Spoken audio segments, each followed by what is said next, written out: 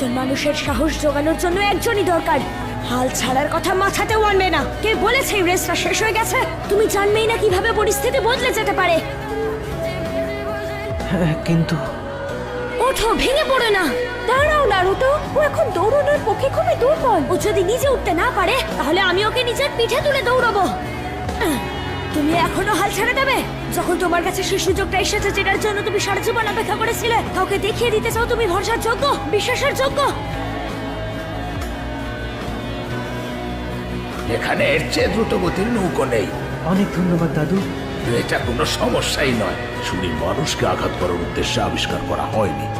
আমি এটা করব, আর তার জন্য তোমার সাহায্য দরকার নারুতো। একদম, তাহলে এবার শুরু করা যাক। আমার চেপে ধরো, এবার আমরা চললাম।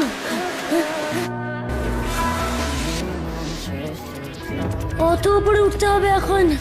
হ্যাঁ, ওটা তো বেশ শুনছো, কতগুলো সিঁড়ি রয়েছে ওখানে।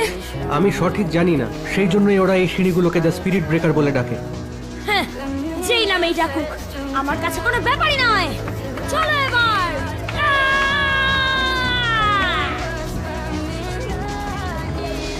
ওসব নিয়ে আমি ভাবি না।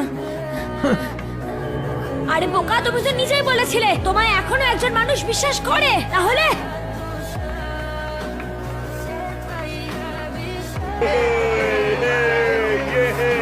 অবিশ্বাস্য, আমরা এসে গেছি। ঠিক আছে, বাকি রাস্তাটা আমি একাই যাব। তুমি চাইলে এখন বিশ্রাম নাও। হ্যাঁ? সাকুরা যে ওষুধটা দিয়েছিল সেটা কাজ করছে না। কোনো ব্যথা নেই, কোনো ব্যথা নেই। এইবার তাহলে আসল রেসটা শুরু।